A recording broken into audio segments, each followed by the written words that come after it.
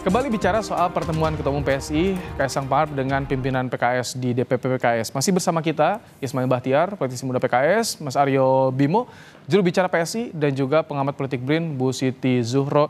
Mas Ismail, apakah betul ini soal mengusung Anies dan Sohibul ini agak deadlock sehingga susah dan diajaklah PSI. Tapi kan PSI juga gencar nih mendorong Kaisang. Kenapa nih? Kenapa mengundang PSI dari PKS ini? Pertama kan pilkada politik ini kan matematikanya jelas, Mas. Bahwa 18 kursi PKS ditambah 8 kursi PSI itu sudah cukup.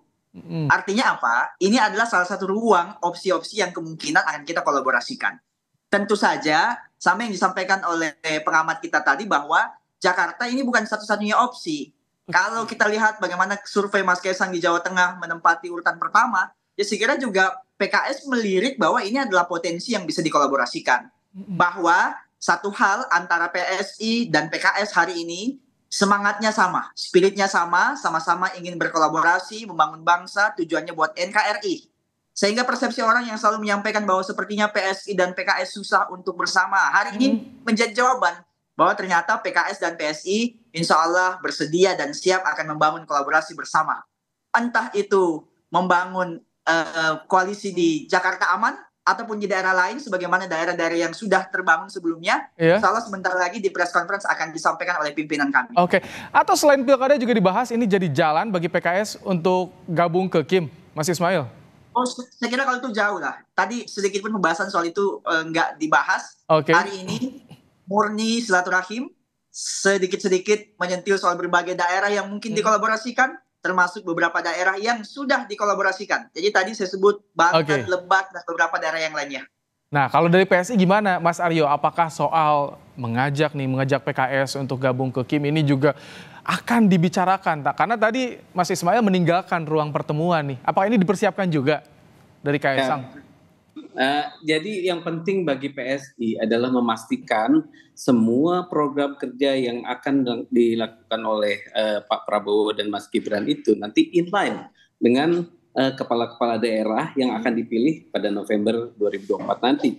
Nah, ini yang merupakan PR besar dan tidak bisa dilakukan dengan hanya sekedar menang kalah dalam pilkada, tapi komunikasi politik.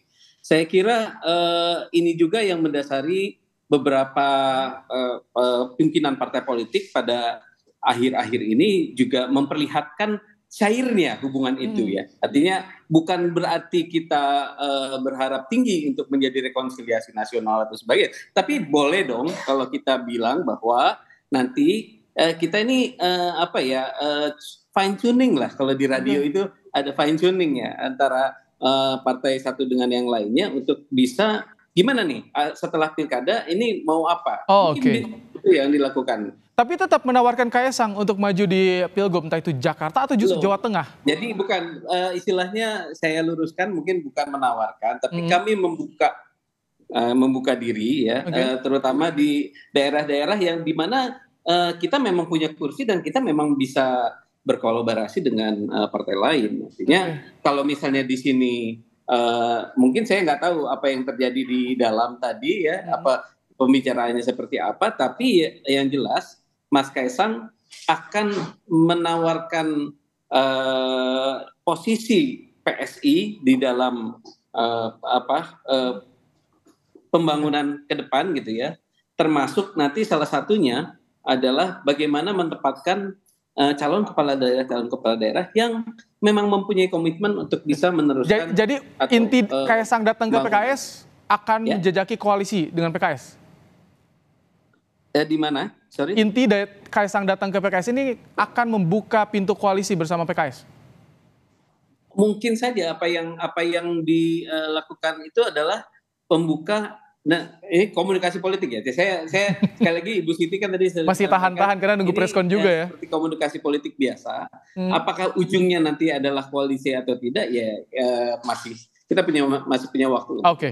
Bu Siti, ini kerjasama apa yang bisa timbul dari pertemuan sore hari ini Kaisang dan juga Presiden PKS? Karena sama-sama nih dua partai ini mengusung nama di partai sendiri untuk Pilgub Jakarta terutama, Bu Siti. Iya, kita coba ini ya runut apa yang terjadi di menjelang Pilpres kan. Begitu ketua-ketua umum khususnya kalau PDIP diwakili oleh Mbak Puan ya, tapi atas nama ketua umum itu bertemu antar mereka gitu ya, ganti-ganti gitu, antar partai PDI Perjuangan dengan Golkar, lalu dengan Gerindra, lalu dengan Nasdem dan sebagainya. Itu sebenarnya intinya adalah menjajaki ada kesamaan, banyak kesamaan atau banyak perbedaannya. Lah, kalau banyak persamaannya mungkin go ahead gitu ya, bisa berkoalisi dan sama-sama munculi politically symbiotic. Jadi saling menguntungkan secara politik, maka pastinya deal kan gitu. Nah, tapi kalau secara politik tidak saling menguntungkan di Jakarta untuk siapa, menguntungkan di Jawa Tengah untuk siapa, di Depok dan mungkin di Jawa Barat dan sebagainya. Jadi itu akan dipetakan. Nah, dalam PSI ini kan ketua umumnya gitu ya, ketemu dengan ketua umum PKS gitu ya. Lah tentu mereka tidak ada barrier karena akan menentukan, sama-sama punya otoritas untuk menentukan ke depan akan seperti apa. Jadi kalau saya memaknai ini baru di tahapan akan melakukan koalisi di beberapa daerah kalau ketemu gitu ya, kata kuncinya di masing-masing partai ini.